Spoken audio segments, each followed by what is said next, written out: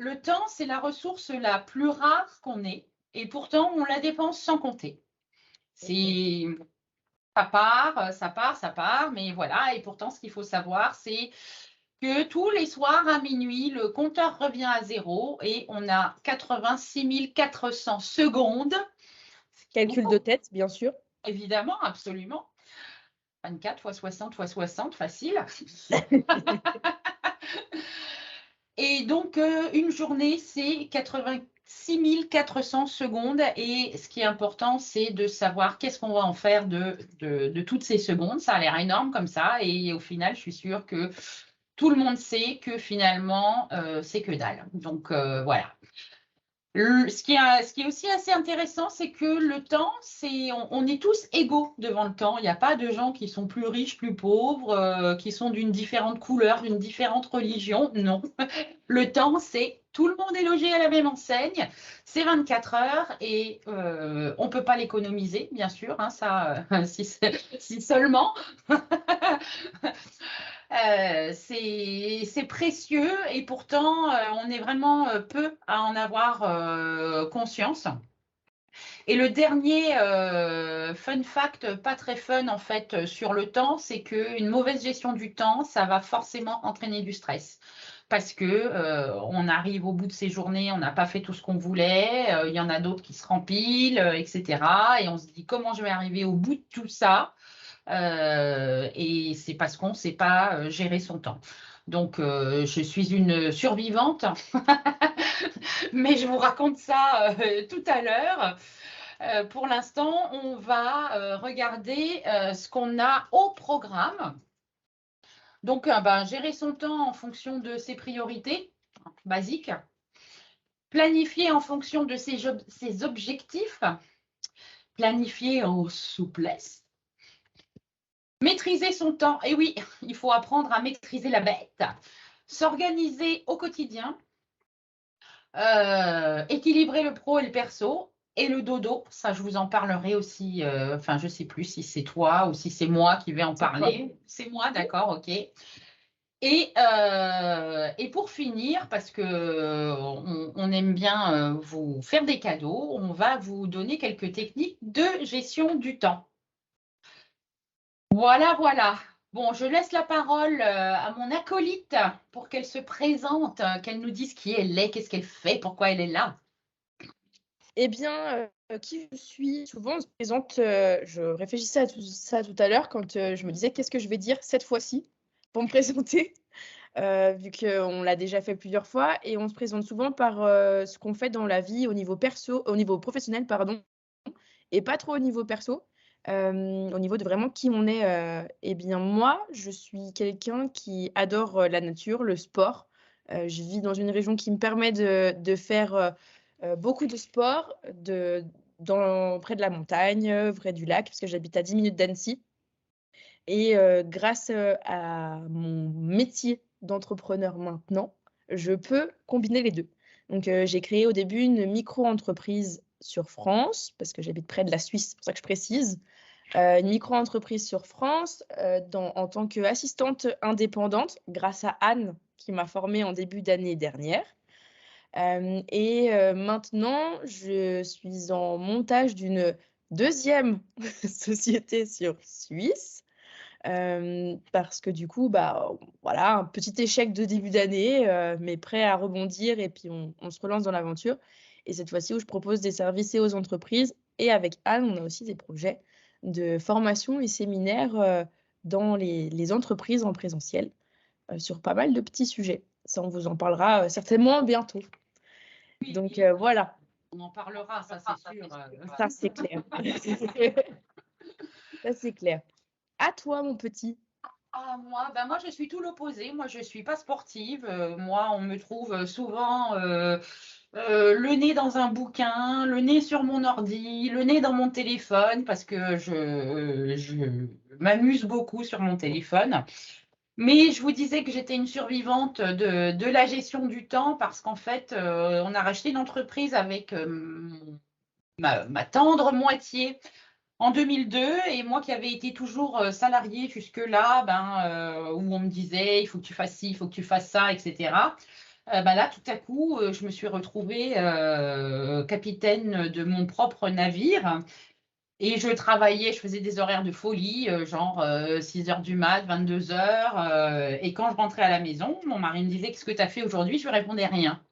Parce qu'en fait, donc stress, frustration, culpabilité, enfin l'enchaînement amusant qu'on a toujours.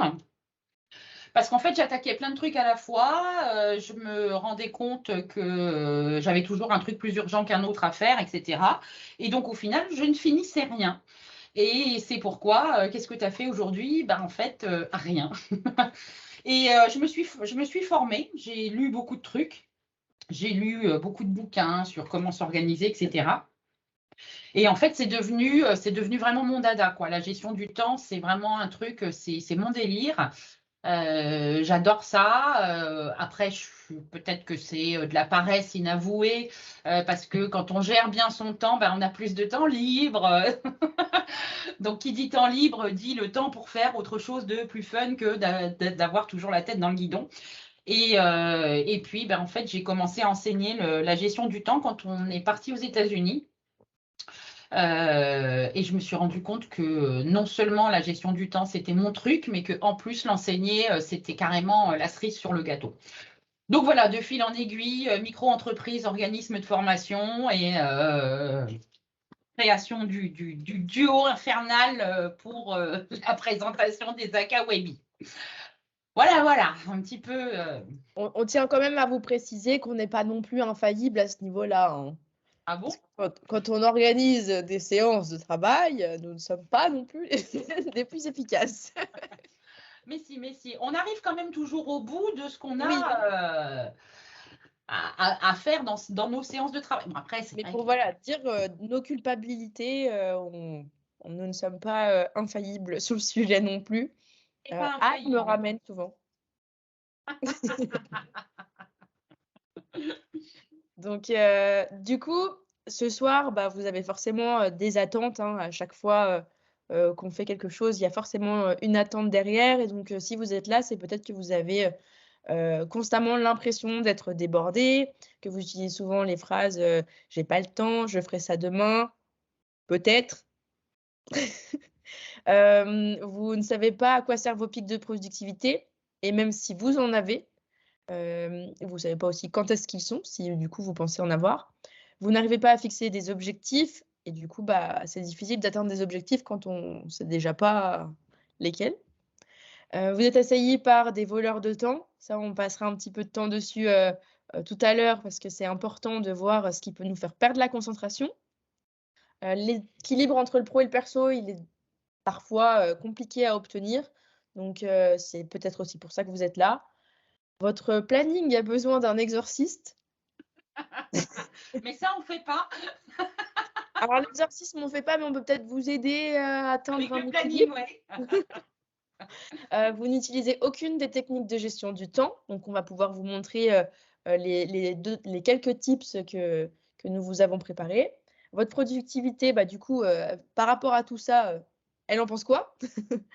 Et vous en avez ras le pompon de n'avoir aucun contrôle sur votre temps. Donc si en tout cas vous avez une des raisons euh, qui est dans cette liste, bah, vous êtes au bon endroit ce soir. Si vous voulez nous dire un petit peu lesquelles font que vous êtes là aujourd'hui, ça peut nous intéresser dans le petit chat, puis on pourra revenir à la fin et voir si du coup on a répondu à vos attentes. Du coup. Du coup, Du coup, on commence et on du part. coup, on va vous expliquer comment gérer votre temps en fonction de vos priorités. Mais d'abord, il faut absolument que vous preniez conscience de ce que sont les pics de productivité et de comment vous pouvez les utiliser à votre profit pour avoir plus de temps libre. En tout cas, arrivez au bout de votre liste de tâches qui est longue comme le bras, voire les deux. Donc, ce qui est intéressant de savoir, c'est que notre organisme, il fonctionne sur une base de 24 heures. Alternant des heures de veille et de sommeil, ça je pense que vous en êtes tous rendus compte. Et donc curieusement, on dit que le cycle, il est d'environ 24 heures parce qu'il y a quand même des personnes qui ont moins de bol que la plupart des autres parce qu'ils vont avoir peut-être des journées qui durent 22 heures et d'autres qui ont plus de bol parce qu'elles vont en durer 26.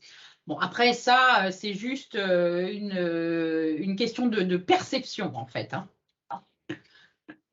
Donc le rythme, il est synchronisé sur la lumière, sur les repas, à quel moment vous avez faim, à quel moment vous êtes fatigué, etc., etc. Donc tout ça, c'est ce qu'on appelle le cycle circadien. C'est l'alternance de veille et de sommeil, les repas, j'ai faim, je suis fatiguée, j'ai envie de marcher, j'ai envie de faire ci, j'ai envie de faire ça. Ça, c'est purement biologique. Vous pouvez guère aller contre. Et il y a aussi ce qu'on appelle les cycles ultradiens qui sont, on les appelle les pics de productivité. Il y a des moments dans la journée où vous êtes à fond. Vous avez l'impression que vous pouvez abattre des montagnes de travail. Et ça, c'est les cycles ultradiens. Ils ne sont pas les mêmes chez tout le monde. Peut-être que vous êtes un petit peu plus productif le matin. D'autres, c'est plus l'après-midi. On en a plusieurs dans la journée, heureusement, parce que ce qu'il faut savoir, c'est que ça dure entre 45 et 60 minutes. Donc, si vous n'étiez ultra productif que 45 ou 60 minutes par jour, ce serait moche. Donc généralement, c'est créneau entre 9h et 11h. Là, on a beaucoup de productivité. Bien souvent, c'est aussi en fin d'après-midi ou à partir de 16h. Bien évidemment, l'heure qui suit le déjeuner, non, là, on est tous égaux. Pareil, on est bon à rien. Parce que toute notre énergie est dirigée vers la digestion. Donc forcément, on n'a pas l'énergie ni la motivation de faire autre chose. Donc, c'est pour ça qu'il faut profiter de ce moment-là pour faire des tâches qui ne demandent pas beaucoup d'attention, qui ne demandent pas beaucoup de motivation.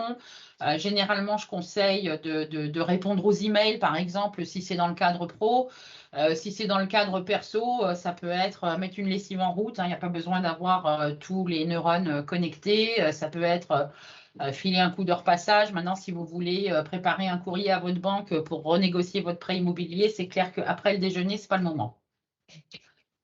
Vous avez aussi des gens qui se lèvent super tôt. Je ne sais pas si vous connaissez le Miracle Morning, où là, on vous explique qu'il faut se lever vers 4-5 heures du matin pour avoir le temps de méditer, de faire du sport, de déjeuner, de faire un petit peu d'écriture, etc., etc. J'ai tenté, je ne suis pas du matin. C'est définitif. Donc, et puis bien sûr, il y a des personnes qui ont des pics de productivité vers 21h, entre 21h et 23h. Alors là, quand c'est dans le cadre professionnel, c'est un peu nul parce que vous ne pourrez rien faire. Sauf si, comme Soline ou moi, vous êtes indépendante, vous pouvez avoir envie de faire un truc à ce moment-là. Donc voilà, donc l'important pour synthétiser tout ce petit cirque, c'est que vous essayez de voir à quel moment, en fait, si vous n'arrivez pas à voir à quel moment vous êtes le plus motivé, essayez d'inverser un petit peu la tendance et de vous demander à quel moment ça vous pèse le moins de faire quelque chose.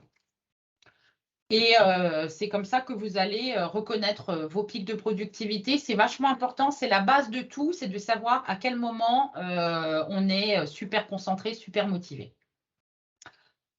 Voilà, voilà. Donc, il y a des choses aussi intéressantes dont Soline va vous parler. Du coup, pour prendre la suite des pics de productivité, une fois qu'on les a découverts, c'est bien de définir les tâches que vous allez pouvoir faire pendant ces pics de productivité. Et là, il y a le principe en fait de Pareto. Je ne sais pas si vous en avez déjà entendu parler. Ils en parlent notamment dans, je crois que l'introduction commence par ça, de la semaine de 4 heures de Ferris. Donc du coup, il commence en fait en expliquant que 20% de vos efforts entraîne 80% de résultats. Ça veut dire qu'en fait, vous allez dépenser juste 20% de votre énergie pleine, donc pendant vos pics de concentration, et vous allez obtenir 80% de véritable productivité qui va engendrer des résultats. Si vous êtes entrepreneur, sur votre entreprise.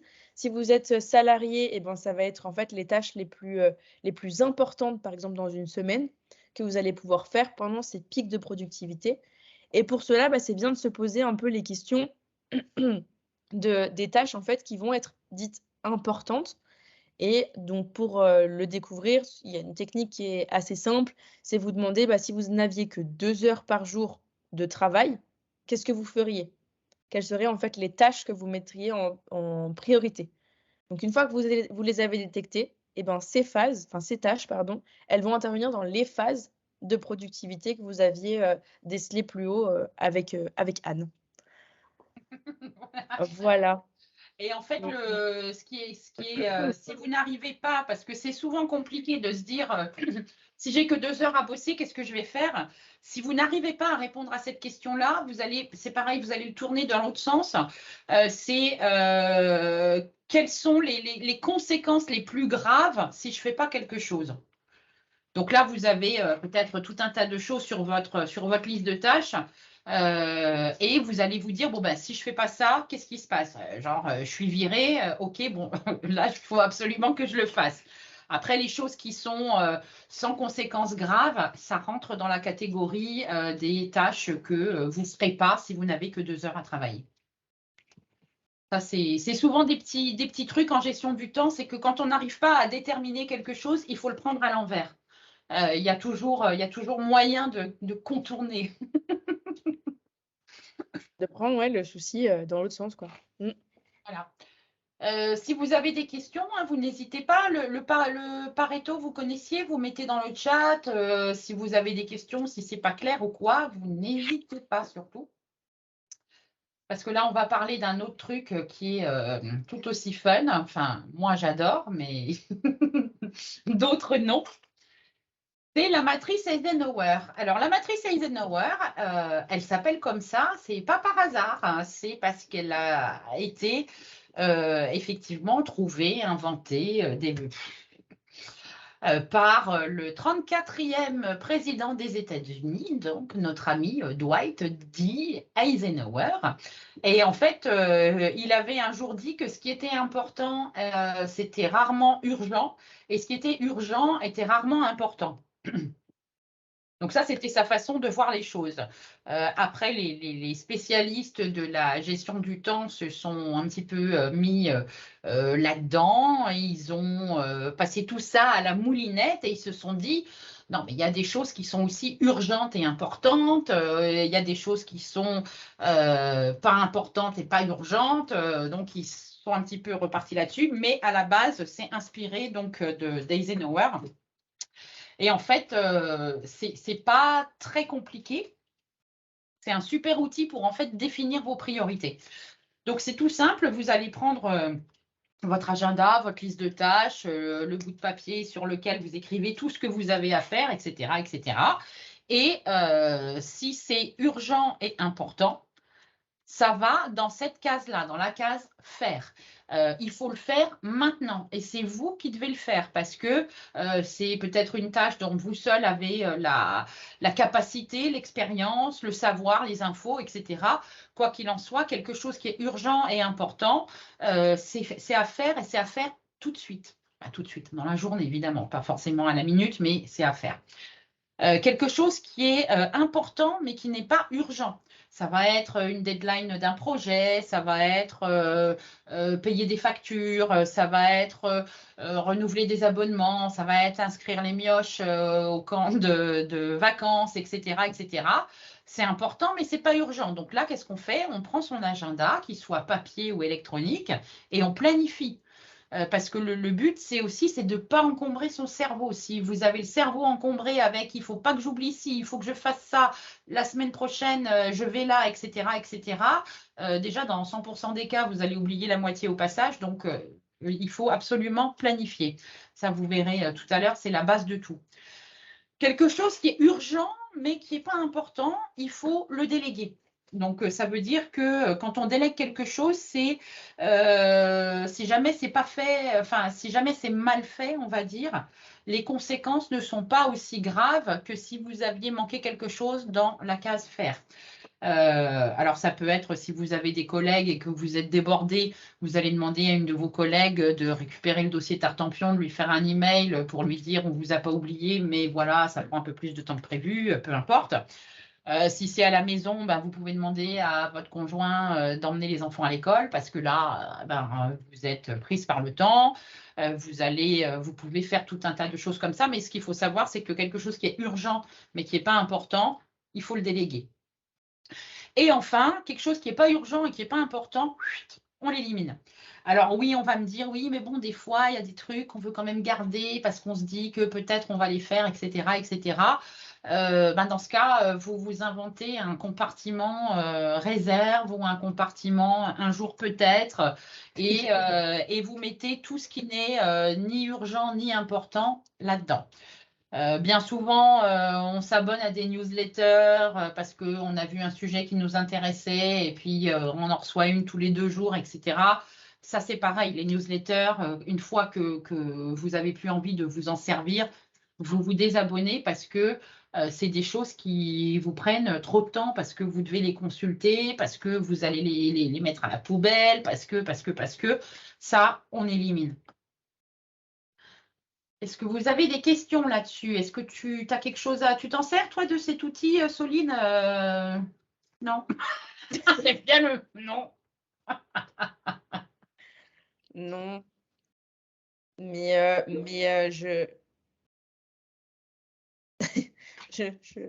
ouais, non, je l'utilise pas, mais non pas parce que je veux pas l'utiliser, hein.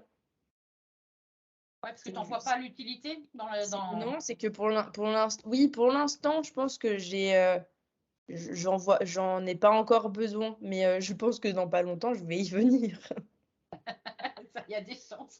À un moment ou à un autre, on a tous besoin de ça. En début d'année, vu que les choses, voilà, ont changé pour moi et elles sont pas parties aussi vite que ça aurait dû normalement, et que je suis un peu repartie au point de départ, ça fait que bah, pour l'instant, je n'ai pas non plus besoin de Ouais. ça. Mais une fois que ouais, dans 2 mois, je pense qu'il y aura moyen. Ouais, une fois que ce sera bien parti, mais ça peut être tout et n'importe quoi, hein. Je veux dire, tu peux décider de planifier ta stratégie marketing. Alors, si on ne peut pas déléguer, on fait comment? Tu fais toi-même. Ouais, alors il y a la possibilité de voir parce que souvent on se pose pas enfin ça c'est un peu ce que dit, Ferriss dans son livre où il dit que, souvent on veut pas vraiment, donner la tâche à quelqu'un d'autre ou alors on se dit qu'on peut pas. Sauf que des fois de faire l'investissement, par exemple d'embaucher quelqu'un pour le faire alors que ce soit, bah, par exemple vous vous lancez dans l'entrepreneuriat, vous vous dites: «Non, non, je veux pas investir dans mon site internet». Sauf que votre site internet, vous n'avez jamais touché à ça, peut-être que ça vous intéresse pas. Peut-être que, vous êtes pas très bon non plus en informatique et que cette tâche-là, en fait, elle devrait être déléguée. Donc pardon, je lisais la question en même temps, ça m'a coupé. Je disais, elle peut être, déléguée justement à un professionnel. On va se dire: «Ouais, mais ça va nous coûter de l'argent». Oui, mais l'un dans l'autre, vous allez pouvoir vous concentrer sur des tâches pour lesquelles vous êtes bon ou pour lesquelles, bah, vous avez envie de passer du temps et il va peut-être falloir investir d'un côté pour justement aller gagner de l'argent de l'autre. Donc déléguer, oui, si vous êtes tout seul, c'est difficile, mais des fois, regardez si vous ne pouvez pas le déléguer à un professionnel. Bien évidemment, en étudiant les coûts. Là, je vous parle d'un site internet où en général, on est aux alentours des 1 500 €. Donc c'est quelque chose que peut-être qu'il faudra prévoir dans votre investissement pour vous éviter de perdre du temps, en fait, avec ça. Donc voilà. Moi, c'est ma solution parce que jusque-là, j'avais un peu l'éducation avec, mes parents beaucoup où, bah, on n'est jamais mieux servi que par soi-même. Si on peut éviter de dépenser de l'argent, on n'en dépense pas. Alors oui, je suis d'accord avec ça.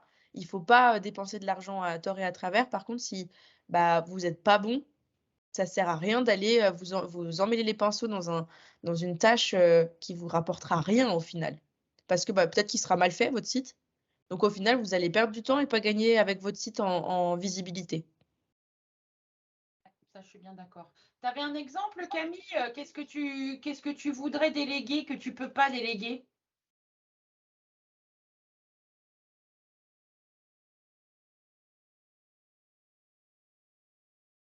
Brunil qui dit, c'est intéressant, ça, je pense qu'un petit coaching me ferait du bien en ce moment.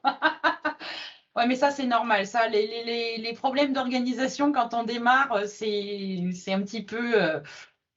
C'est un petit peu compliqué.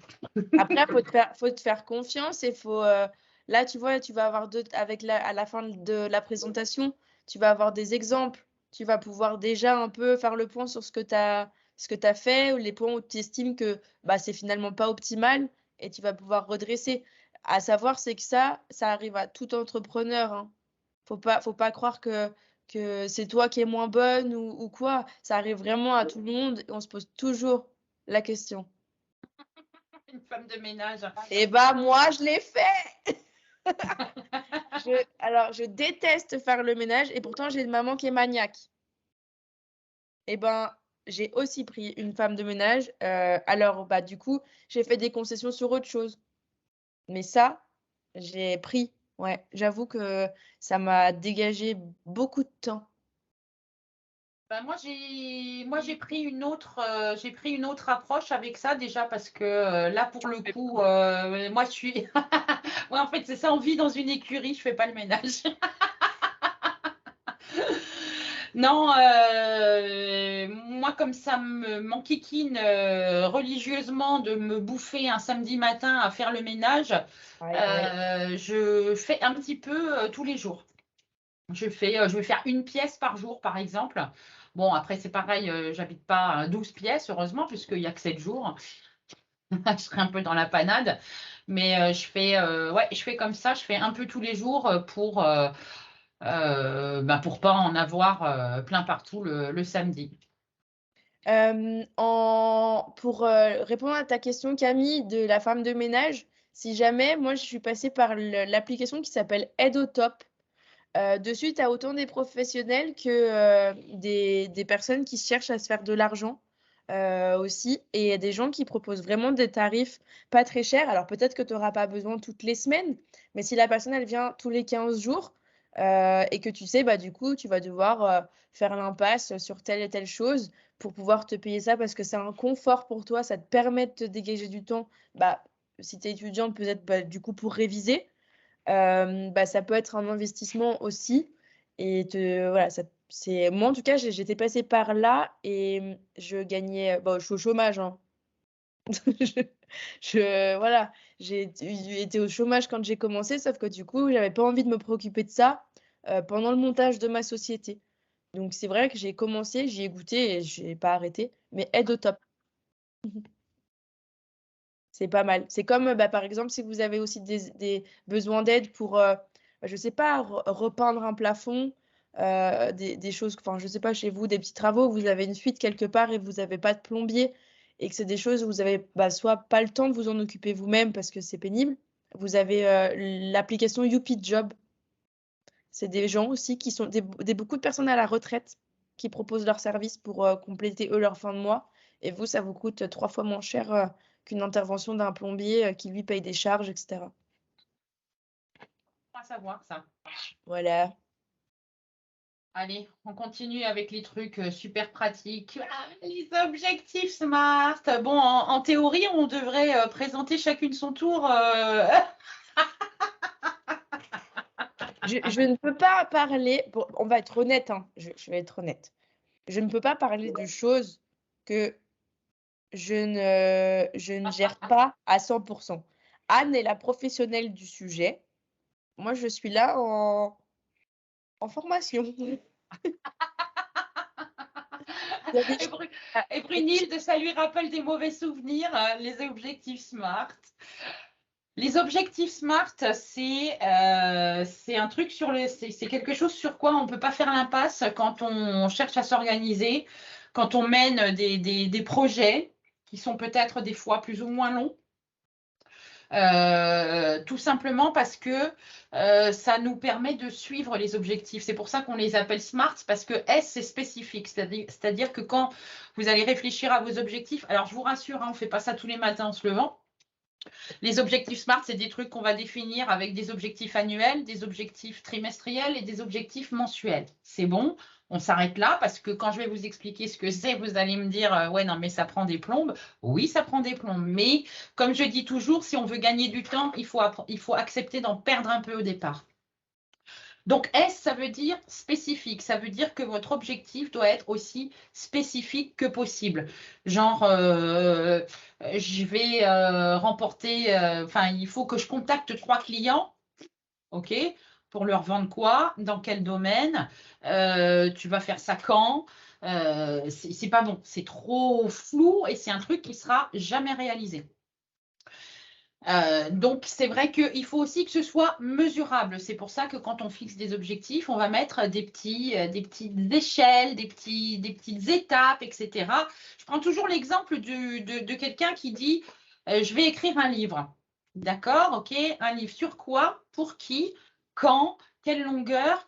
Et donc, en fait, il faut que ce soit mesurable. Par exemple, dans le cas d'un livre, ça va être en nombre de chapitres. Il faut que ce soit accessible. Donc, ça veut dire qu'il faut que l'objectif soit à votre portée. Si votre personnalité ou un manque impossible à compenser vous empêche d'atteindre l'objectif, il faut le reformuler. Donc, dans le cas de l'écrivain, il est accessible parce que il sait parler français, il connaît son public, il sait ce qu'ils attendent. C'est accessible. Le R pour réaliste, c'est un petit peu comme le point précédent, le A et le R, ils sont pas similaires, mais ils sont complémentaires. Il faut qu'il soit réaliste. S'il est impossible à réaliser, vous allez être frustré. Donc, il faut vraiment le reformuler.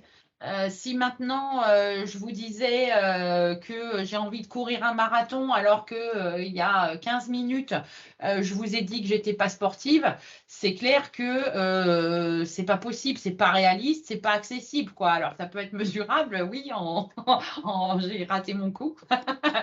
Mais voilà. Et le T, c'est celui qu'on oublie toujours. Je suis sûre que vous avez déjà fixé des objectifs, mais ils étaient smart. Ils n'étaient pas smart. Le T, c'est le temporellement défini. C'est si vous ne mettez pas de taquet de temps, votre objectif, il ne sera jamais réalisé. Pour la simple et bonne raison que vous aurez toujours quelque chose de plus urgent ou de plus important à faire.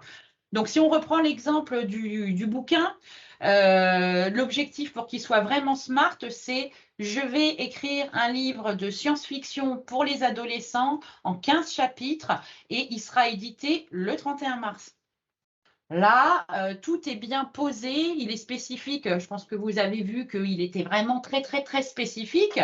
C'est mesurable, on va mesurer ça en chapitres par rapport au temps, hein, si on décide de publier ça. Le 31 mars, évidemment, on y met une année, quoi, hein. Vous ne mettez pas 31 mars sans préciser quoi que ce soit. Il est accessible parce que, bah, comme dit, il parle français, il connaît son audience, etc. Il est réaliste parce qu'il a la possibilité, en écrivant 4 heures par jour, par exemple, de tenir son délai de 12 chapitres. Et il est temporellement défini avec le 31 mars 2024, du coup, parce que c'est un peu court là d'un coup. Mais voilà. Donc, si vous avez des questions là-dessus, alors je sais, ça a l'air super rébarbatif, Brunhilde, je sais que ça a été un grand moment de solitude pour toi, les objectifs SMART, mais c'est vraiment très, très important et ça change sacrément la donne quand on a défini des objectifs corrects. Vous avez des questions ou bien comment ça se passe? Bonsoir aux deux nouveaux arrivants, arrivantes. Salut Marion, salut Clairette. Bon, Brunhilde confirme que les objectifs SMART, un calvaire. Elle n'a pas aimé. Hein. Moi, je te rassure, si je ne l'ai pas présenté, c'est que je suis pas non plus une super utilisatrice de cet outil, mais je sais qu'il fonctionne parce que j'ai aussi une amie qui aide les entreprises à se monter aussi, et du coup, elle est sans arrêt en train de me rabâcher ça. Donc, si il y a autant de personnes qui en parlent, c'est que ça doit fonctionner. Donc, je pense que c'est bien de se poser dessus, en effet. T'as des drôles d'amis quand même, hein, Soline. Ouais. Bon, allez, je te rends la parole. À moi. À toi. Donc, maintenant qu'on a vu les pics de productivité et qu'on a fait le tour de certaines méthodes pour la formulation de vos objectifs, eh ben, on passe à la planification. Donc, pour ce faire, il y a plusieurs étapes. La première, c'est d'évaluer les durées de chaque tâche. que vous allez entreprendre le plus précis possible, bien sûr, et en ne sous-évaluant pas la durée de la tâche. Parce que c'est très facile de se faire des to-do list à rallonge comme ça et de ne pas prévoir finalement entre faire tourner une lessive, comme Anne disait tout à l'heure, et écrire son business plan. Il y a quand même une étape entre les deux, ou alors d'envoyer un mail à son banquier, effectivement, ça va prendre plus de temps. Donc, c'est bien d'être cohérent dans les durées. Bien évidemment, on n'est pas à la minute près, donc c'est précis en étant approximatif. Ça vous va comme C'est limpide comme explication. et vous avez compris le but. Non, vous avez une Heu, marge de manœuvre. Faut voilà. se garder une marge de manœuvre, en fait. Je sais pas si c'est vrai ou si c'est une légende urbaine, mais il paraît que Elon Musk a des réunions toutes les 10 minutes et qu'il les fait en marchant. Je suis pas pour. Il paraît que la marche, ça aide à réfléchir. Alors peut-être, hein, que c'est sa manière de procéder. Après, chacun sa technique, s'il aime, tant mieux, mais effectivement, c'est pas la folie. Bah, en fait, c'est pas Hem, tellement la marche qui me dérange, c'est la réunion toutes les 10 minutes, quoi. Je pense qu'à aucun moment le truc, là, il ventile. n non, c'est vrai. Bon, après, lui, il a un cerveau qui est particulier, hein. Oui, c'est sûr, mais quand Mais je même. pense qu'on est sur, une espèce humaine assez particulière, hein. Donc, la deuxième étape, une fois que vous avez donc délimité, les durées de chaque tâche, c'est de bien noter l'ensemble des rendez-vous que vous pouvez avoir, dans votre planning, parce qu'il ne faut pas que ces réunions, elles viennent se mettre du coup, à l'improviste. Il faut qu'elles soient bien fixées pour que vous puissiez après venir, renseigner autour les autres tâches que vous pouvez avoir. 3e étape, c'est d'étudier les deadlines que vous avez, donc en fonction, que ce soit votre manager qui vous ait fixé une deadline, ou alors un client, ou alors une deadline personnelle, comme payer une facture, ou prendre un rendez-vous qui est urgent, et cetera. Donc de se les fixer dans son agenda et de les respecter, bien sûr, parce que c'est pas le tout de se les fixer, c'est bien de les respecter. Une fois que vous avez du coup, tous les événements prévus, soit sur un temps, donné, ça peut être à la semaine ou au mois. C'est toujours bien d'avoir, une visibilité, je pense, tu me diras si je me trompe, Anne, mais au moins, chaque mois. Parce que voilà, ça vous évite les sources de stress, justement, pour pouvoir placer les imprévus.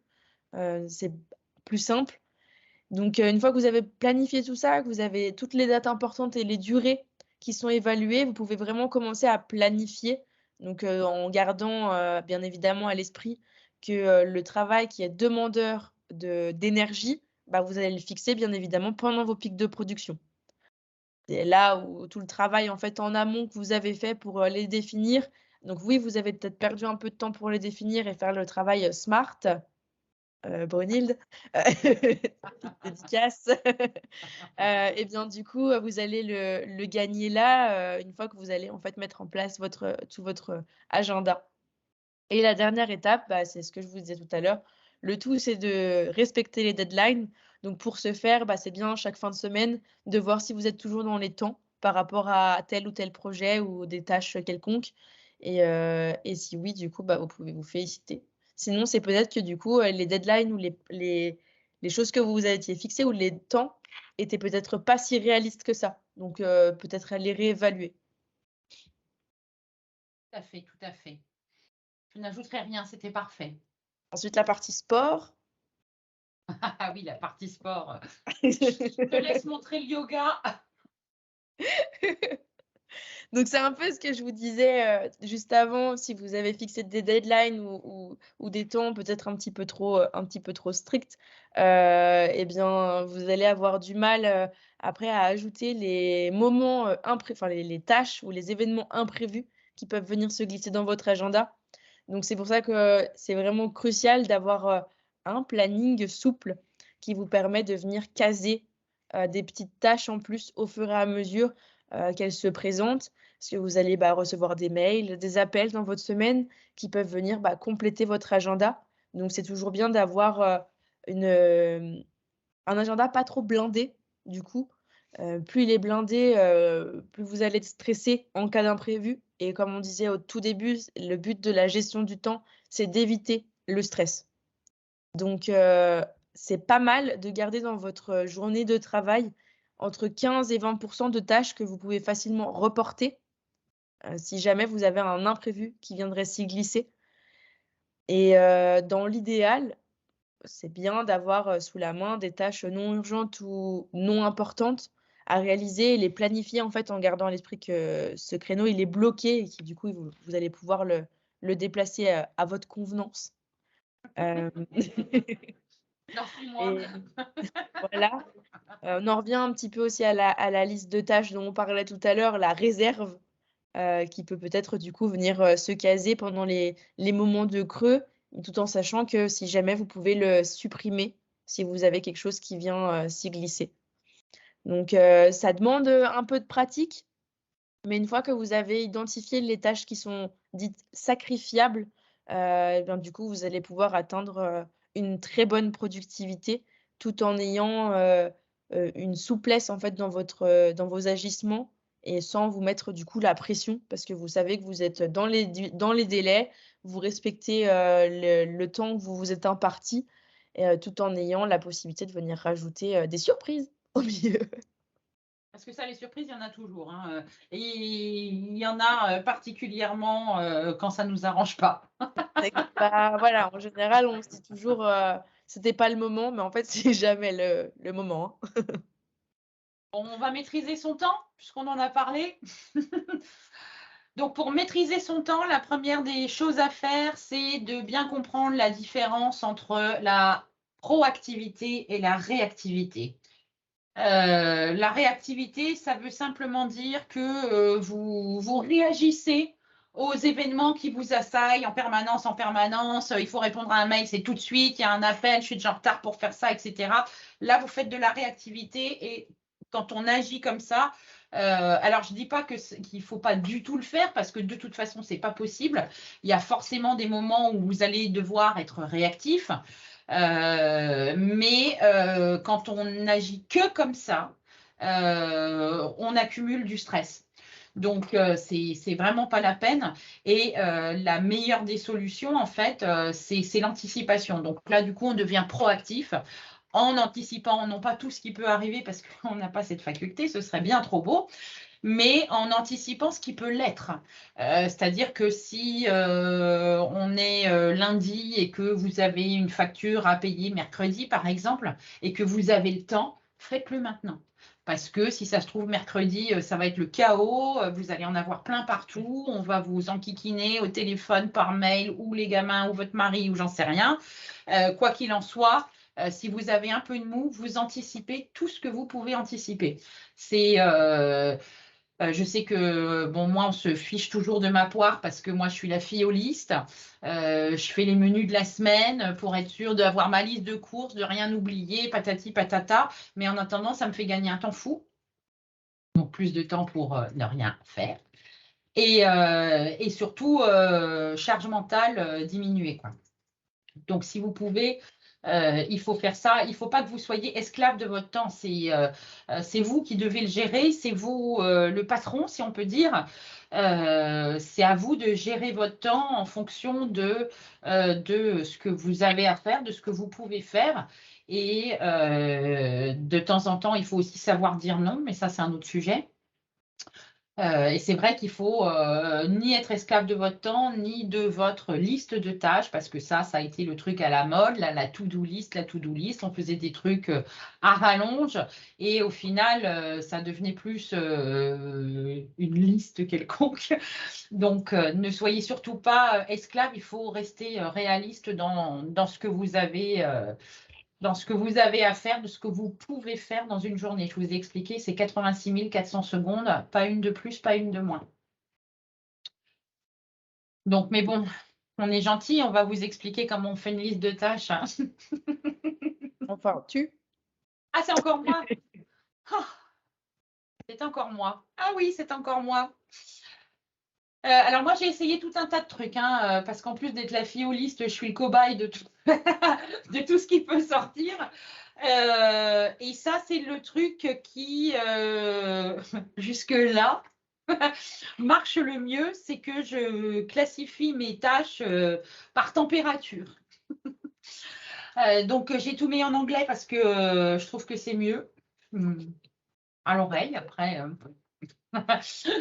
Donc voilà, donc comme vous vous en doutez, ce qui est hot, ben, c'est à faire tout de suite, hein, c'est l'équivalent de la case rouge de la matrice Eisenhower, c'est à faire aujourd'hui, par mois.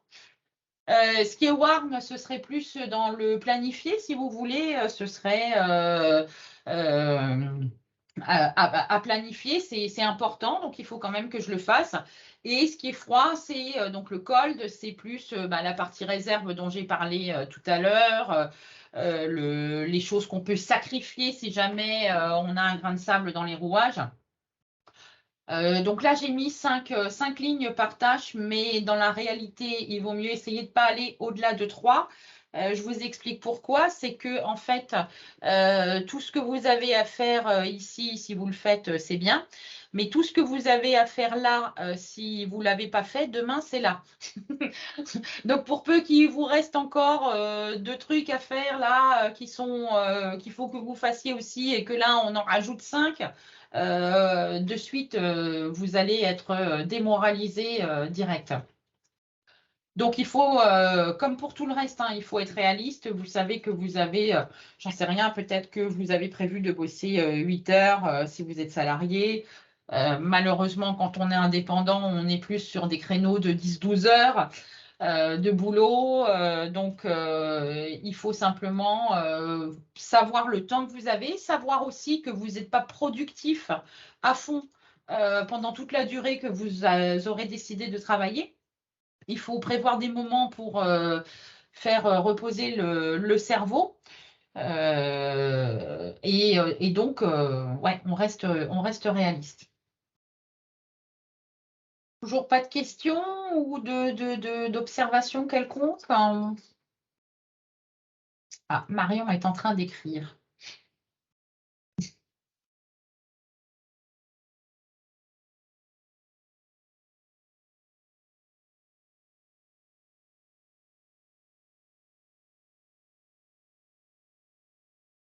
Et moi, je vais me reposer pendant que toi, tu causes. Oui, c'est à mon tour. C'est à ton tour. Je te laisse te reposer, boire un coup.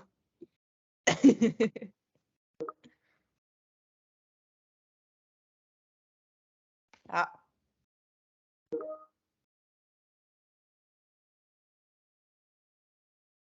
Oui, ça, il faut mettre en pratique. Marion, c'est peut-être que les... Alors, soit il y a un problème de durée dans les tâches qui ont été définies. Ou les chronovores aussi. Maybe. Les chronovores, oui, on va en parler. Il y a tout un tas de raisons pour lesquelles ça peut ne pas marcher. Bien souvent, s'il y a trop de choses à faire, on va toujours se laisser déborder. Mais bien souvent, c'est des questions d'interruption. Mais ça, c'est Soline qui va nous parler de ça. D'ailleurs, pas cette diapo-là, mais la suivante. Celle-ci, c'est pour continuer dans ce qu'on a déjà un peu vu, dans la logique de l'anticipation. La base d'une bonne gestion du temps, c'est de planifier à l'avance. Ce que Anne vous expliquait tout à l'heure avec, par exemple, sa liste de courses, etc., qu'elle planifie avant le début de la semaine. Comme ça, elle oublie rien, elle gagne du temps. Et au-delà de gagner du temps, c'est que ça soulage là-dedans. Parce qu'il y a déjà suffisamment de choses, ça tourne déjà suffisamment pour les petites broutilles qu'on peut se noter et qu'on peut éviter, auxquelles on peut éviter de penser en fait avant d'aller se coucher. Ça peut être pas mal. Donc la base, c'est de mettre au tout début, par exemple, que ce soit au niveau professionnel ou personnel, ce qui est intéressant, c'est que les gros projets ou vos objectifs qui peuvent vous prendre du temps ou qui sont très importants, si on parle par exemple en année, et ben que ces projets-là, ils soient mis en tout début d'année, qu'ils soient planifiés. Et ainsi, vous pourrez chaque fin de trimestre évaluer votre avancée là-dedans. Que les rendez-vous et les réunions que vous devez fixer dans votre planning, eh ben, ce soit fait soit en début de mois, soit en début de semaine. On a toujours des réunions qui, en général, peuvent être prévues au tout début du mois, ce qui est pas mal. Et puis après, moi, ce que j'appelle ce qu'on fixe en début de semaine pour dans la semaine, c'est un peu les imprévus. Parce que, enfin, en tout cas, moi, c'est mon avis. Ceux qui sont vraiment importants, en général, on ne les fixe pas à la semaine, on les fixe avant. Et puis, ça vous permet du coup de vous dégager un peu de place dans le cerveau. Et tout ce qui est au niveau des tâches quotidiennes, et ben, ces tâches-là, que c'est bien en fait de les prévoir la veille pour le lendemain. 2 raisons à ça. La première, c'est que ça vous évite de commencer, la journée, en réfléchissant à ce que vous devez faire dans la journée. Parce que du coup, vous allez pouvoir profiter de votre matinée, enfin en tout cas de votre réveil, pour, vous occuper de vous, prendre un petit déjeuner, pour ceux qui déjeunent, faire du yoga, pour ceux qui font du yoga, Faire de ceux la qui méditent randonnée. ou de la randonnée. Moi j'ai commencé par yoga et randonnée ce matin. Ou alors tout simplement, passer du temps avec votre famille. Si vous avez des enfants à gérer, c'est pas plus mal d'avoir le temps de vous occuper d'eux plutôt que de vous préoccuper de ce que vous devez faire aujourd'hui. Si vous l'avez déjà fixé la veille, c'est plutôt pas mal. Et comme je disais juste avant, c'est que notre cerveau, c'est un super outil, sauf que si on pouvait éviter de le surchauffer, ce serait pas mal. Donc de visualiser ce que vous devez faire le lendemain, ça vous évite de vous coucher avec, toutes les idées que vous avez en tête. Du coup, vous allez, ruminer ou alors vous allez devoir vous lever pour aller le réécrire parce que vous dites que demain, vous allez l'oublier. Je sais que moi, ça, je suis une professionnelle. Ce serait dommage que le vélo tombe pas dans le vide la nuit. Donc du coup, mais j'ai commencé par mettre un petit carnet au bord de mon lit, puis après je me suis dit que non, en fait, l'idée de la liste la veille au soir, par contre, c'était plutôt pas mal et au moins quand vous vous levez le matin, vous savez ce que vous avez à faire et le soir quand vous vous couchez, la journée, elle est vraiment terminée, en fait. Ça, moi qui ai beau faire ça la veille pour le lendemain, des fois j'ai quand même des trucs qui me viennent une fois que je suis couchée. Je m'envoie des emails. Mmh. Ouais, alors, ouais, ça c'est vrai qu'on le fait je pense qu'on le fait tous, hein, on peut pas on n'est pas infaillible, hein. C'est vrai que quand on est devant notre liste, c'est pas là que des fois on a le plus d'inspiration. Non, c'est pas toujours le moment. Notre cerveau aime bien nous faire 2-3 feintes. Donc c'est vrai que, voilà, dans l'idéal, ce serait bien d'avoir un maximum de choses écrites sur cette liste et que, le reste, ce soit, de manière, ponctuelle, que ça vienne vous réveiller, quoi. Voilà, c'est ça, ponctuellement, effectivement, tu fais bien d'utiliser ce mot-là. Mmh. Alors, qu'est-ce que tu vas nous raconter sur les chronovores? Du coup, peut-être que ça répondra à la question de Marion qui disait qu'au niveau de sa liste, elle avait du mal à tenir les objectifs. Les chronovores, donc c'est toutes les petites choses, les petits monstres qui viennent vous déconcentrer, dans votre tâche, dans vos tâches quotidiennes, en fait. Donc c'est vraiment, les pires fléaux de la gestion du temps parce que du coup, votre cerveau a du mal à réagir aux interruptions intempestives lorsque vous êtes, dans certaines tâches et d'autant plus lorsque vous êtes dans des pics de productivité. Les pics de productivité, ils sont vraiment là pour carburer, en fait, au moment où vous devez carburer et plus vous allez être, déconcentré, plus ça sera difficile pour vous de vous reconcentrer. Donc on va voir, les différents types de chronovores que vous pouvez avoir, donc ces voleurs de temps, qui, peuvent vous couper dans votre journée. Donc on a tous les mêmes, hein. Alors ceux qui ont des enfants, les enfants qui viennent se rajouter peut-être dans votre liste. Hem, donc vous avez, les notifications de votre téléphone, les emails, les appels téléphoniques et les collègues. Ça au niveau professionnel, c'est vraiment quelque chose qui peut, polluer votre environnement de travail. Donc pour, vous allez devoir détecter quels sont les vôtres parce qu'on peut tous les avoir, suivant le métier qu'on fait, ou alors en avoir que quelques-uns. Donc on vous a, fait une petite liste avec, comment peut-être essayer de diminuer l'impact de ces chronovores sur votre quotidien. Donc au niveau des notifications, vous pouvez, dans la mesure du possible, bien évidemment, les désactiver. Ça vous évitera de recevoir pendant vos pics de concentration, des messages, qui s'affichent parce qu'on l'a tous fait, hein, le Instagram ou le Facebook qui s'affiche et hop, on jette un œil. Non, en fait. À moins Dans d'être médecin l'idée, urgentiste, spécialiste de la transplantation cardiaque, il n'y a rien qui ne peut pas attendre 45 minutes, voilà. quoi. Je sais pas, pour ceux qui ont alors je suis pas une pro de Android, donc je peux pas trop vous parler de Samsung et tout ça.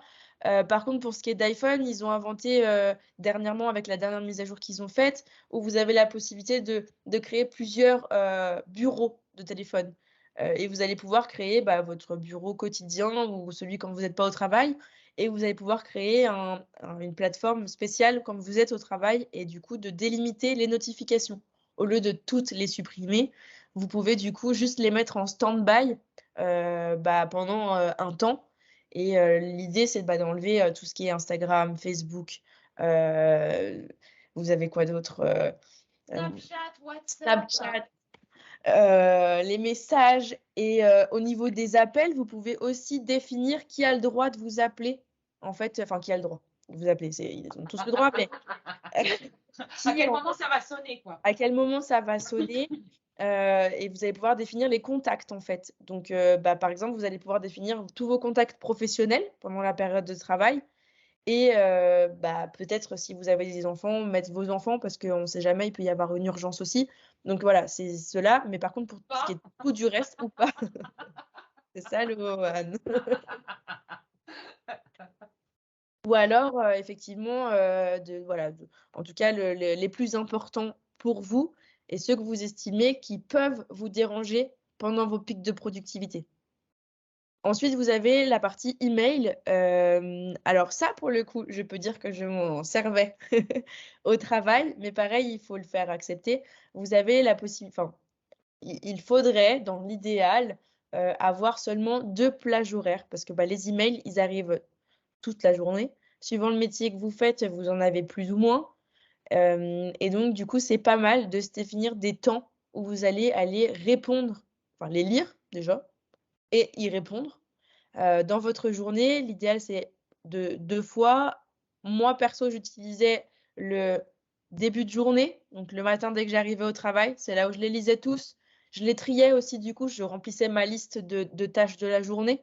Et ensuite, j'avais, pas avant de partir du travail parce que sinon ça énerve, je les mettais plutôt, bah, du coup, en début d'après-midi ou milieu d'après-midi pour pouvoir, Début voilà, traiter. d'après-midi, c'est bien.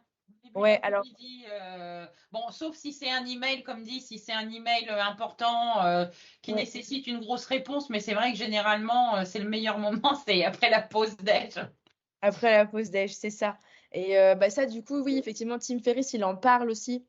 Oui, lui, Heu il y va une fois par semaine, hein. et ouais, c'est ça et lui, il fonctionne avec le système où il envoie oui, enfin, Tim Ferriss dans donc la semaine de 4 heures, le livre dont vous parlez tout à l'heure, donc oui, ça fait rêver. Mais du coup, vous pouvez effectivement mettre en place des réponses automatiques à vos emails qui indiquent en fait les plages horaires sur lesquelles vous allez répondre, enfin, où vous allez être connecté à votre messagerie. Alors ça, c'est pas forcément applicable à tous les métiers. Bien évidemment, bah, Marion, du coup, le métier qu'elle fait, c'est elle reçoit des mails toute la journée. Donc du coup, de dire aux gens, «Je vous Je répondrai», répondrai mercredi prochain. voilà, c'est pas trop possible. Donc effectivement, plus les classer, en urgence, peut-être apporter juste une réponse, comme quoi vous avez bien lu l'email et que vous répondrez dans les prochains jours ou alors voilà, si c'est pas trop urgent. Mais dans l'idéal, moi je sais que je l'ai aussi fait le même métier que Marion et j'avais mis en place juste, bah, ces 2 réseaux, enfin 2, plages horaires pardon, pour, répondre aux mails, c'était pas mal. Après la réponse automatique, à vous de voir si elle est applicable ou pas. Au niveau des appels, bah, Ferriss, il utilise aussi, cette technique de, «Je n'ai pas envie de vous répondre maintenant». Il met une messagerie, en fait, il explique qu'il rappellera entre telle heure et telle heure. Bien évidemment, si vous travaillez dans un support client, pas possible. Ça va être compliqué. Bah, voilà, en tout cas, vous allez avoir du mal à le faire. Par contre, bah, essayez de maximiser votre temps, au téléphone, enfin, en tout cas, l'usage de la messagerie peut être une bonne chose. Dans certains métiers, c'est vraiment pas possible. C'est pour ça que je vous dis, on disait tout à l'heure, les chronovores, bah, on les a tous ou pas et après, bah, les outils, ils sont applicables ou pas aussi. Si vous ne pouvez pas éliminer la partie appel, par contre, tout ce qui est email et notification, vous pouvez.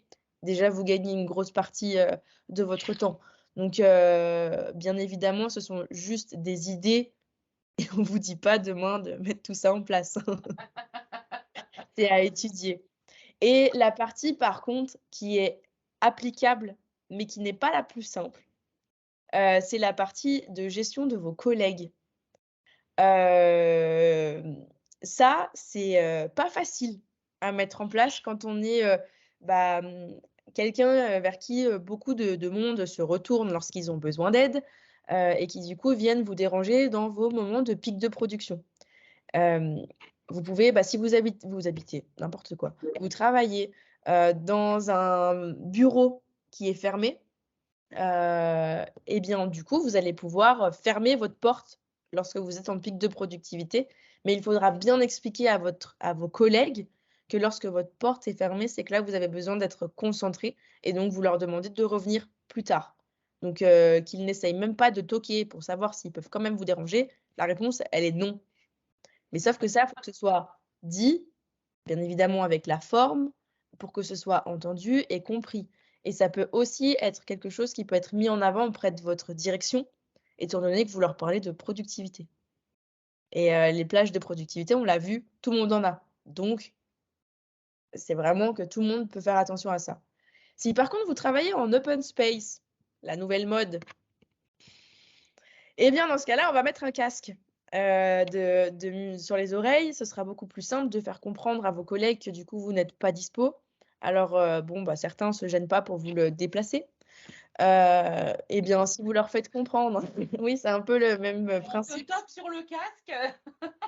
Et bah, du coup, dans l'idée, c'est de leur faire, bah, pareil que la porte, c'est de faire comprendre que quand vous avez votre casque sur les oreilles, c'est que vous êtes en travail intense et que vous voulez absolument pas être dérangé. Et que, bah, de la même manière que les emails comme on a vu plus haut et cetera, que vous avez des plages horaires sur lesquelles ils peuvent venir. Alors si vous êtes manager, l'idée ce serait peut-être de le mettre dans votre agenda, au moins le collaborateur peut voir lorsqu'il peut venir vous déranger. À force, il comprendra, hein, il saura quand est-ce qu'il peut le faire ou pas. Et bah, dans mon cas, je suis indépendante et j'interviens dans l'entreprise de Marion.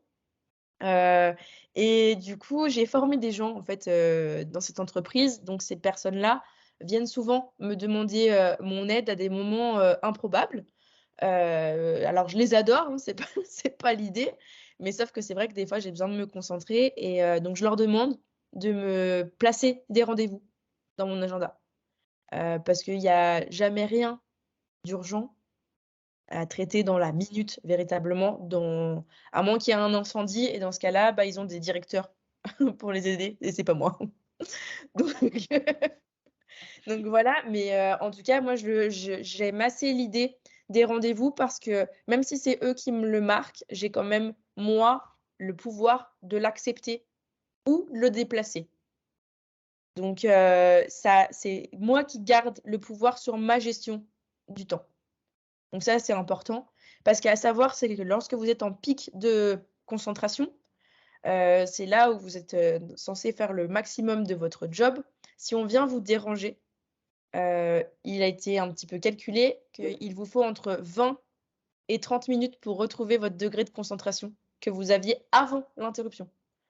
Donc du coup, c'est pas mal de vraiment, imposer ça. Ça peut vous aider à vraiment faire du meilleur travail, en tout cas.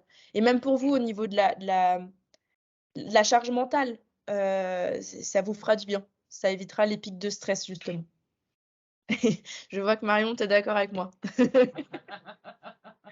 Et je suis d'accord avec toi, au niveau des notifications, qu'elles sont superficielles. J'estime que enfin, après, je sais pas si Anne, tu es du même avis, mais que s'il y a véritablement une urgence, on m'envoie pas un message, on m'appelle.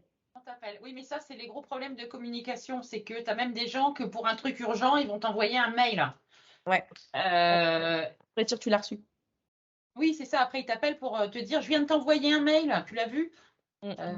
C'est non, Là, non. Marion, elle va nous dire, que ça, elle connaît, parce que c'est la base du métier. Elle est en train de taper, donc elle doit confirmer ce qu'on vient de dire. Je t'envoie un mail, mais je viens te téléphoner. Après, je viens à ton bureau carrément. Ouais. pour te Ah dire, bah je t'ai ça, envoyé un mail. ça je sais pas si toi tu as connu en tout cas, mais bah, moi c'était vraiment dans toutes les entreprises que j'ai faites, c'était vraiment ça. J'avais le mail, et encore aujourd'hui, et encore pas plus tard que la semaine dernière, hein, on m'envoie un mail, on m'envoie un message sur Teams et on vient me voir. C'est vraiment Et pour être là, sûr que tu l'avais eu, hein. ouais, et des fois on m'envoie un mail, il n'y a pas de message, et on me prévient pas du pourquoi, du comment ou qu'on arrive. Donc moi je vois le pop-up et derrière j'ai quelqu'un derrière moi. Sauf qu'entre-temps, j'ai eu le temps de le dire en disant: «Elle est sérieuse avec son email où il y a rien d'écrit dedans?» Ah, pardon, mais je t'appelle par rapport à mon mail suite à mon courrier. C'est un peu ça, oui. C'est tout à fait ça. Enfin voilà, du coup, on a fait le tour des chronovores, et si vous avez 2-3, vous recevrez de toute façon le PowerPoint qu'on a préparé, et vous verrez qu'il y a quand même 2-3 petites choses à prendre. Et tu as passé trop vite l'image de Lucifer, hein. Ah bah, elle est passée un moment, on va pas toutes baver devant Lucifer pendant 5 minutes, quoi. Bon, vous avez toutes vu Lulu? Allez hop, on s'y remet. Interruption. Flash spécial. Bon, on a aussi, donc, comme vous l'avez vu, hein, si on vous a mis Lucifer, c'est bien pour quelque chose, c'est pour vous parler des diablotins du temps. Ça a l'air mignon comme ça. Mais non, en fait, pas du tout. Donc, je vais vous en expliquer 4 ou 5 et vous aurez le reste sur la présentation à noter. On a le soi sympa. Donc le soi sympa, c'est celui qui dit jamais non, parce que depuis qu'il est petit, on lui dit sois gentil, fais un effort. Mais si, viens embrasser mamie Huguette, même si elle pique. Donc ça, c'est le soi sympa. Et donc, en fait, vous allez toujours aider vos collègues qui viennent vous déranger, vous interrompre, même si vous leur avez déjà expliqué 12 fois la même chose, vous allez encore leur expliquer parce que votre diablotin, c'est soit sympa. On a aussi le ne t'arrête pas. Donc, le ne t'arrête pas, c'est le perfectionniste. C'est celui qui veut tout faire parfaitement. Donc, tant que ce ne sera pas parfait pour lui, il ne s'arrêtera pas. Ce qui, à mon sens, n'est pas une bonne façon de faire parce que la perfection, c'est une question de perception. Ce qui est parfait pour moi ne l'est pas pour vous et inversement. Donc, ça ne sert à rien de se torturer avec ça. Il y a celui qui papillonne, il se disperse. Ça, c'était ma grande spécialité. Donc, comme je vous le disais tout à l'heure, quand on a racheté cette entreprise, c'est que tu commences plein de trucs à la fois et donc tu finis rien. Et frustration, culpabilité, stress. On a aussi les pendules folles. Le diablotin des pendules folles, c'est celui qui en fait, vous pousse à sous-estimer les délais. Donc vous allez vous dire, ouais, bon, tiens, le machin, là, le dossier truc, là, ouais, j'en ai pour une demi-heure. Au final, ça vous prend 1 heure et demie parce que vous avez mal évalué au départ. Et celui dont on souffre quand même tous plus ou moins, c'est le tu verras bien demain. C'est le procrastinateur, celui qui reporte sans cesse. Mais on va vous en parler un tout petit peu de la procrastination. Vous verrez que c'est pas une maladie et qu'il y a des raisons à la procrastination. C'est pas un truc genre je procrastine parce que je procrastine, quoi. Donc ça, c'est un truc que vous pourrez vous amuser à faire quand vous aurez la liste de tous les diablotins. Et si vous avez envie de nous l'envoyer pour qu'on en parle, c'est avec plaisir qu'on regardera vos diablotins. Et vous verrez que pour chaque diablotin, il y a un antidote. Et comme je le disais, est-ce que vous avez déjà vu ce proverbe espagnol qui dit que demain est souvent le jour le plus chargé de la semaine, en référence à je le ferai demain? Tout à fait. Donc la procrastination, c'est vraiment quelque chose où on est tous plus ou moins euh, spécialistes dans la matière. Je parle en connaissance de cause pour cette partie-là. Donc en général, toutes les tâches qui nous demandent un effort, et puis un effort qu'on n'a pas trop envie de faire, et ben on va se dire qu'on la fera plus tard. Donc, bah, l'idée, en fait, c'est de se dire, bah, toutes les tâches, en fait, qui vont être rébarbatives, trop compliquées, où il nous manque certains éléments, qu'on trouve des moyens de parer, en fait, la direction de la procrastination. Et donc, pour ça, vous avez plusieurs méthodes lorsque vous êtes un procrastineur professionnel. C'est de soit vous dire, je vais me concentrer sur cette tâche pendant 25 minutes et après je me prends une super pause. Mais une pause à la cool. Et donc une fois que vous arrivez au bout de ces 25 minutes, vous vous dites, finalement, c'était pas pire, quoi. Vous êtes capable de reproduire l'exercice une prochaine fois. Vous pouvez aussi vous mettre en place certaines récompenses, des vraies récompenses. Donc en vous disant, quand j'aurai fini cette mission ou cette tâche, eh bien, soit j'irai me faire un chocolat chaud pour ceux qui sont au bureau, ou alors si c'est pour un projet personnel, vous vous direz, j'irai, je sais pas, me faire, alors pas masser parce que Anne n'aime pas, mais Oui, il n'y a aucune chance que j'aille me faire mater en récompense. Moi, il me faudrait plutôt une récompense après. voilà, pour moi, ça pourrait être une de mes récompenses. Donc, je pourrais effectivement choisir ça. En tout cas, le cerveau est très malin. Donc, l'idée, c'est vraiment de contrer et contre-attaquer en fait la procrastination par des moyens un peu sournois pour essayer Pour de pas gruger son cerveau. Exactement. Donc, chacun sa technique de contournement. L'idée, c'est de définir la vôtre, donc définir votre technique anti-procrastination et d'en faire du coup un outil lorsque vous constatez que vous avez déjà repoussé 2 ou 3 fois une tâche. Ça peut être pas mal de mettre ça en place. Ça peut être pas mal. Du coup, je te laisse passer à la suite. Merci. Eh ben, moi, je rajoute toujours, quand on parle d'équilibre pro-perso, moi, je rajoute dodo. Parce qu'en fait, si on regarde bien, une journée, c'est 24 heures. C'est 8 heures de pro, 8 heures de perso et 8 heures de dodo. Et bien souvent, on a tendance à piocher dans le dodo pour plus de temps perso, hein, ça peut arriver. Mais c'est vrai que c'est une chose qu'on peut faire de temps en temps. Et en général, on va souvent avoir tendance à taper dans son temps perso parce qu'on n'a pas fini le pro. Donc, vous avez des tas de gens qui quittent le boulot plus tard parce qu'ils n'ont pas fini le dossier, parce que machin, etc. Vous avez des gens comme Soline et moi qui subitement vont se dire oh, tiens, j'ai faim. Ah, oui, normal, il est 21h30, il était temps. Donc ça, c'est ce genre de truc où il faut être vachement vigilant parce que quand on déséquilibre tout ça, on finit par en payer le prix en fait, hein. Donc c'est pour ça que je voulais juste attirer votre attention là-dessus, c'est que l'équilibre pro-perso, c'est bien, mais il ne faut pas oublier le sommeil parce que le sommeil, c'est quand même ce qui nous permet de nous ressourcer, ce qui permet à ce machin-là de se mettre en théorie, en veille, en théorie. Et pas le cacher tout le monde. Et donc c'est vrai que il faut vraiment être vigilant parce que on vous sert ça à toutes les sauces, l'équilibre pro-perso, et je trouve qu'on a souvent tendance à oublier le troisième tiers de la journée. Donc c'est mon avis personnel que je partage avec vous. Merci. Bon, et puis on vous l'avait promis, voilà les cadeaux. Ah puis là, je vais beaucoup parler. Ouais. Bon, on a bientôt fini. Voilà, on a bientôt fini. On a pas trop mal géré le temps, ça va. Première, la technique dont je vais vous parler là maintenant, c'est la clé de voûte. C'est la clé de voûte, c'est la technique du brain dump. Est-ce que vous connaissez ou pas? Ou est-ce que ça vous dit quelque chose? Moi, en tout cas, c'est toi qui me l'as fait connaître. Ouais. Et Ouais. en fait, le brain dump, ça veut vraiment dire ce que. Bah oui, décidément, je vais finir par aller déposer le nom. Pourtant, ce n'est pas de moi. En réalité, c'est une traduction littérale qu'on va faire. C'est une vidange de cerveau. Donc, brain pour cerveau et dump pour vidange.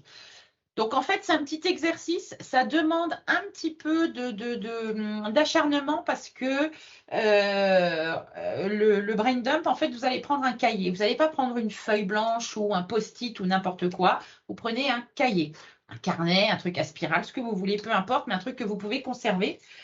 Et vous allez en fait écrire sur ce support tout ce qui vous passe par la tête.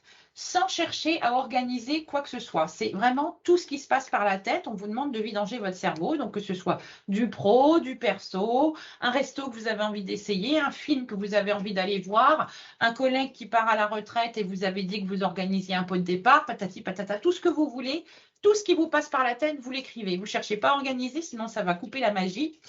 Et vous allez vous rendre compte que la première fois que vous allez faire ça, vous allez vous installer devant votre cahier avec votre plus belle plume. Et qu'est-ce qui va se passer? Rien. Pour la simple et bonne raison, c'est que ça fait des semaines, des mois, voire peut-être des années que vous remplissez votre cerveau à dire il ne faut pas que j'oublie ci, il faut que je fasse ça, il faut que je passe au pressing, il faut que je pense à acheter du pain, il faut que je fasse ci, il faut que je fasse ça, bref. Et là, tout à coup, vous demandez à votre cerveau de tout lâcher. Donc, il ne comprend pas. Alors, je ne suis pas schizo, mais je parle toujours du cerveau à la troisième personne parce que pour moi, le cerveau, c'est… Non, non, Marion, c'est pas difficile du tout. Le plus dur, en fait, c'est l'amorce. Ok, Camille, à bientôt. Bonne soirée. Ben, à demain. Bonne soirée. Donc, en fait, le plus difficile, c'est l'amorce. Et pour amorcer, il suffit de forcer un peu le truc. Quel est le dernier film que j'ai eu envie de voir? Quel est le resto que j'ai eu envie d'essayer? Qu'est-ce que j'ai oublié qui m'a enquiquiné, etc. Et après, boum, ça ne s'arrête plus. Et ça, promis, c'est 100% de réussite, hein. Confirme. Et donc, ça, c'est vraiment la base de tout. C'est exactement ça, le dévidoir, la poubelle. Enfin, non, pas la poubelle parce que c'est des trucs qu'on veut garder. Mais c'est vraiment, ouais, c'est comme si on ouvrait un robinet et que toutes nos pensées, qu'elles soient parasites ou non, qu'on les écrive. Ça va, et c'est vraiment rigolo parce que des fois, on se rend compte qu'on va écrire dans ce truc un vieux projet sorti, genre le vieux dossier du vieux dossier, un truc dont on n'a absolument plus rien à faire et pourtant il est toujours là. Parce qu'à un moment donné, on a dit à notre cerveau, il faut que tu penses à ça. Et on lui a jamais dit d'arrêter d'y penser. Mhm. Donc ça, c'est vrai que c'est vraiment la première étape parce que là, on va se rendre compte qu'on a plein de trucs dans la tête qui mériteraient qu'on l'organise et aussi qui mériteraient qu'on élimine. Mais c'est vrai qu'il ne faut pas chercher à organiser quoi que ce soit du pro ou du perso, ça vient, faut le laisser glisser. Ouais, parce que Et sinon, donc, ça coupe si tu bah, organises. voilà, exactement. Et c'est vrai que ça, des fois, quand on veut se mettre devant ça, il est possible que ça dure 10 minutes avant, il ne se passe rien. Il ne faut pas lâcher l'affaire, hein. Il ne faut pas lâcher l'affaire parce que ça finit par venir. Et quand ça vient, ça ne s'arrête plus. Faut se mettre au calme, évidemment, donc faut éviter le mercredi après-midi. Je crois que ouais, c'est toi qui as une famille nombreuse, non? Donc forcément, s'il y a plein d'enfants, ça va pas, parce qu'on n'arrive pas à rester au calme. Donc ça, ouais, c'est la clé de voûte. Ensuite, bien sûr, nous avons Batching. le batching. Donc le batching, ça va être le fait de grouper les tâches identiques ou qui se ressemblent et les faire toutes d'un coup. Donc si on doit répondre à ces emails, par exemple, à moins d'être obligé constamment, si on est au service client, forcément les emails, c'est un petit peu le quotidien. Mais sinon, si ce n'est pas le quotidien, c'est se dire, je réponds à mes emails pendant 1 heure de telle heure à telle heure, etc. Plutôt que de répondre à un email, faire autre chose, répondre à un email, faire autre chose, répondre à un email, faire autre chose. Il y a aussi, si vous devez faire je sais pas, des designs pour les réseaux sociaux, il faut tout faire d'un coup. Tout faire d'un coup plutôt que d'en faire un, après de le publier, de machin, etc. Après, il faut retourner. Pour le cerveau, c'est beaucoup plus facile aussi de se mettre en mode, OK, je fais du design. Après, je fais du réseau social. OK. Donc, il faut essayer au maximum de ce qu'on peut de grouper les tâches identiques. Si on ramène ça à des tâches ménagères, pendant qu'on fait une lessive, rien n'empêche de filer un coup de brosse dans la douche ou un truc comme ça. plutôt que d'aller faire autre chose et après retourner, passer un coup de brosse. Il faut vraiment grouper. Donc, ça peut être groupé par tâche, ça peut être groupé par localisation, ça peut être… Mais le but, c'est vraiment de grouper parce qu'on perd beaucoup moins de temps comme ça. On continue avec l'anglais parce qu'on aime bien ça. Ouais, le time booking. Blocking. Blocking. C'est blocking. Ouais, je dis n'importe quoi en plus, moi. Ouais, tu dis n'importe quoi, mais c'est pas grave, c'est comme ça qu'on t'aime. BO, j'étais dans booking. Je dois réserver des Oui. trucs pour booking, je suis la morte. Ouais, mais dans l'absolu, t'as pas forcément tort parce que time booking, ça veut dire que tu vas booker du temps. Ouais, j'étais plus dans ça. Donc ça Le va. L, je l'avais pas vu. Excusez-moi, pardon. Donc là, une fois que vous avez identifié vos pics de productivité, vous allez réserver ces plages horaires. En fait, vous allez les bloquer pour du coup les tâches qui demandent et les activités qui demandent vraiment toute votre attention. Donc, vous savez que ces plages horaires, elles sont pas du tout modulables.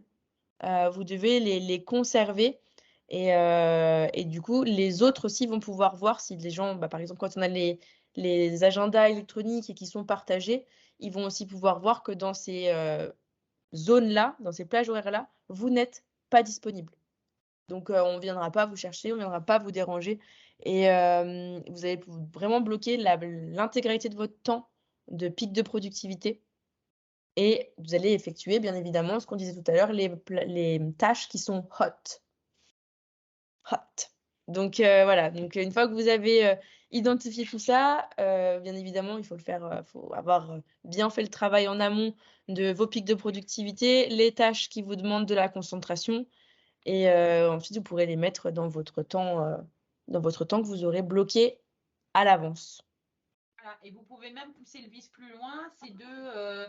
Ça, c'est surtout si vous avez des agendas partagés, parce que des fois, quand vous mettez que vous êtes occupé, ça suffit pas. Ben, vous inventez des réunions fictives avec n'importe qui d'autre, ou vous vous créez une deuxième adresse email qui ne vous servira qu'à ça, et vous serez en réunion avec vous-même. C'est ça, en fait, effectivement. Effectivement. Et voilà mon sauveur, le minuteur. Donc ça, c'est la technique du pomodoro. Alors le pomodoro, ça s'appelle comme ça parce que c'est un Italien qui a inventé le concept, qui s'appelait, je pense qu'il s'appelle toujours comme ça, je ne sais pas s'il est toujours de ce monde. Il s'appelle donc Francesco Cirillo.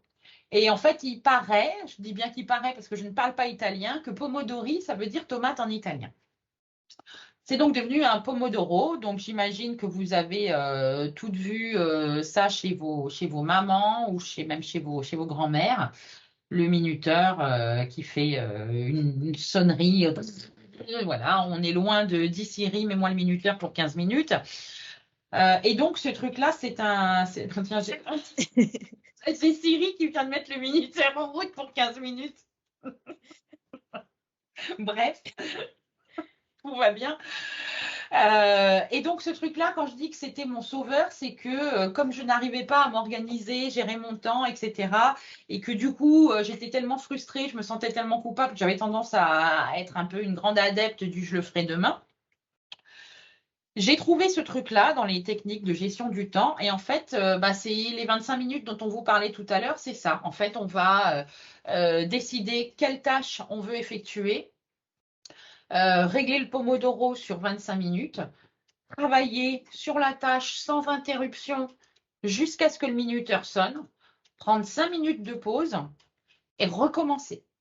Au bout de 4 fois, où ça va quand même déjà faire 2 heures qu'on bosse, de manière intensive, je veux dire, on va s'octroyer 15-20 minutes de pause pour souffler un petit peu plus longtemps et après on s'y remet. Et en fait, on se rend compte quand on utilise ça que on en abat beaucoup plus que ce qu'on ferait si on l'avait pas, parce qu'en plus ça devient un jeu, c'est vachement ludique. On se dit ah ouais tiens je vais finir tout ça avant que le minuteur sonne et tatati et tatata, et au final on est beaucoup plus productif en utilisant ça, ce qui a l'air quand même complètement débile, ça reste qu'un minuteur en forme de tomate. Et pourtant, ça marche très très bien parce que ça nous force à rester concentré 25 minutes. Donc ça veut dire que vous mettez le téléphone sur off et vous avez après 5 minutes, si vous avez envie d'aller voir vos notifs, vos emails, etc., c'est magique. Ça, franchement, c'est pour ça qu'on a mis là pour les cas les plus désespérés parce que c'est vraiment ça, quoi. C'est quand rien ne marche, il reste plus que ça. Non, j'utilise pas le Pomodoro sur Toggle. J'ai une appli. Moi aussi, j'ai une appli, je sais plus comment elle s'appelle. Elle s'appelle BeFocused, la mienne.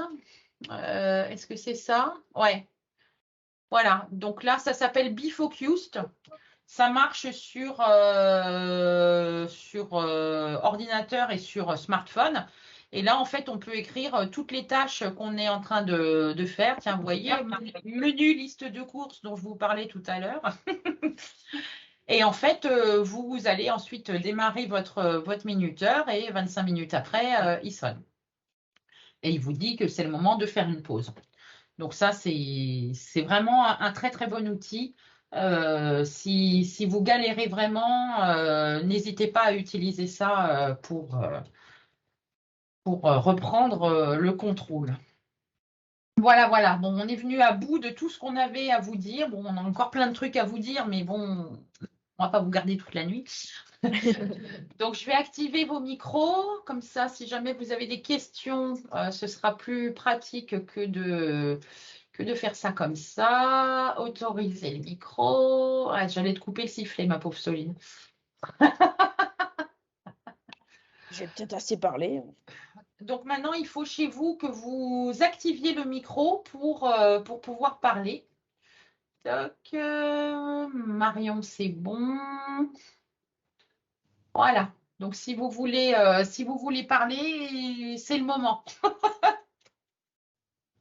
En tout cas, merci pour votre présence, parce qu'il y en a certaines qui sont là presque à chaque fois maintenant. Ouais. Ça fait plaisir, oui. Donc ça fait plaisir. Merci. Et puis j'espère qu'on a su répondre à certaines de vos questions. Et si vous en avez encore, n'hésitez pas, parce que là, comme on le dit, la parole est à vous. Non, pas de question. Ah oui, mais c'est pas grave. Tu vas recevoir le lien du replay, Marion. Avec le début de... Ouais, bon, mais bon, ça, quand je la donne en présentiel, cette formation, j'arrive 5 minutes en retard et je dis aux gens que c'est exactement ça qu'il ne faut pas faire. Chose qu'on ne peut pas faire en virtuel parce que sinon on se dit, bah tiens, et ça, c'était pas aujourd'hui.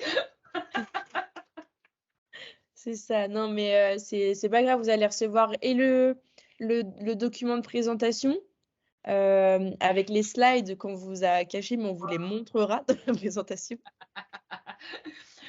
Et puis, j'ajouterai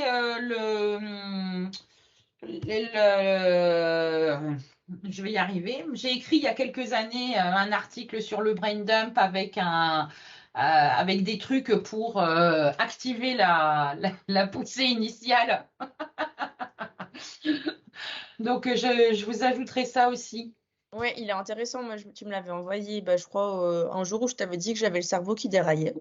Oui, sans doute. Ah, merci Clairette. Merci beaucoup. Et oui, bah oui, Marion, du coup, si toi, t'es déjà bien avancé dans cette voie, effectivement, il faut persister. Puis si quand tu vois qu'il y a des trucs qui coincent, bah essayer de te poser les questions du pourquoi, hein. Et, mais si déjà tu es dedans, c'est top. Et déjà se rendre compte qu'il y a quelque chose qui coince, c'est déjà un bon début. Parce que des fois, on s'en rend même pas compte. Ouais, c'est clair, c'est clair. Moi, je sais quand ça coince, mais du coup, je suis pas encore une hyper utilisatrice de tous les outils. Après, il y en a déjà pas mal. Bah, tu nous les avais présentés lors des formations. Donc, il y en a déjà quelques-uns que si, on utilise. Oui. Oui. On n'a pas eu le choix. Ah, ça, trouver du temps avec un chausse-pied dans le planning, oui, ça. Ça, c'est Alors, pas évident, oui. non, toi, tu es une professionnelle en plus, Clairette, de jouer, jongler avec l'agenda entre toi et Manu, ton mari. Vous êtes fort. Vous êtes fort. Bon, ben, en tout cas, c'était super de vous avoir. Donc, on vous prépare ça, on vous enverra ça demain dans la journée. Et puis, le mois prochain, qu'est-ce qu'on a prévu? Une édition spéciale Burnout, je crois. Ouais, Oui, c'est ça, le 28 février. Donc, vous recevrez bien sûr des invitations. avec la date et le lien. Voilà. Donc on vous préparera tout ça pour fin février. On s'est fait un planning jusqu'au mois de juin. On a fait Anne, hein. Ouais. C'est ça, je crois. Ah oui, je crois. On Je a fait prends, je jusqu'au prends mois, mon agenda. au mois de juin. Donc le 28 février, on a prévu donc le webi sur le burn-out. Oui. Euh, pour le 28 mars, on est sur le webi du bilan de compétences. Oui. En avril, on est Après, sur du digital nomade.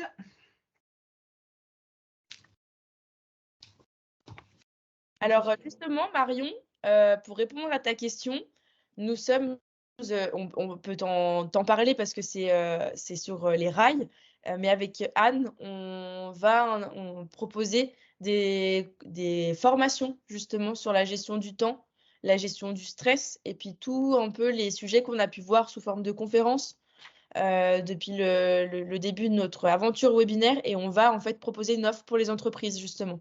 Donc Anne n'habitant pas vers la Suisse, on va se partager entre chez elle et chez moi la clientèle. Donc du coup, il y aura la Suisse dans notre zone de passage. Et notamment dans mon réseau de clients étant les régies immobilières, ce sera bien évidemment les premiers à être contactés. Donc oui, et justement, si après il y a des gens comme toi qui peuvent être intéressés, en tout cas, ça serait pas mal de le faire connaître. Mais que je fasse ma pub avant de le demander, que c'est sûr que c'est nous qui serions pris. Oui, oui, mais de toute façon, on a dit qu'on était bien meilleur sous pression. Ce sera prêt demain, non? Oui, oui, on est déjà prête en soi, hein. On est déjà prête. Mais oui, il y a encore juste de mon côté, deux, trois choses à faire. Donc voilà. Donc avec plaisir, Marion, si je peux avoir ton soutien lorsque on balancera la pub. Bonne soirée Merci, bonne soirée. à ceux qui nous quittent. Et ouais, du coup, après, on a fixé quoi? En quoi? Non, je regardais le programme, on l'avait fixé jusqu'à. Ah oui, En juin, on a de l'organisation encore en mai. ouais, Et là, cette fois, organisation. de la vraie organisation, presque plus de l'organisation perso, tu sais, l'organisation au sens large, c'est plus le temps. Et puis, on va en faire un petit sur le freelancing au mois de juin. Tout à fait. Donc voilà, on a prévu pour l'instant le programme jusqu'à fin juin. Donc on le on le mettra peut-être, ce serait peut-être pas mal de le mettre dans le prochain mail avec un peu toutes les dates déjà ou les choses qui peuvent venir. Je ferai peut-être un post LinkedIn aussi, ça peut être pas mal. Ouais, je le mettrai dans la prochaine newsletter à Kawebi. Comme ça, vous saurez et puis vous pourrez vous préparer ou vous notez déjà dans vos agendas les dates avec s'il y a des sujets qui vous intéressent. Et n'hésitez pas d'ailleurs, s'il y a des sujets qui vous intéressent, à nous le dire. Et que vous voulez, voilà, soit On ne peut pas qu'on. parler de tout, mais il y a certains trucs qu'on maîtrise à force. C'est ça. Et ben en tout cas, merci beaucoup pour votre présence, pour votre participation là à la fin. Et on se réjouit de vous montrer la suite de nos projets de l'année. Voilà. Bah, merci encore et puis bonne soirée à tout À, le monde et à bientôt. à bientôt. Bye bye.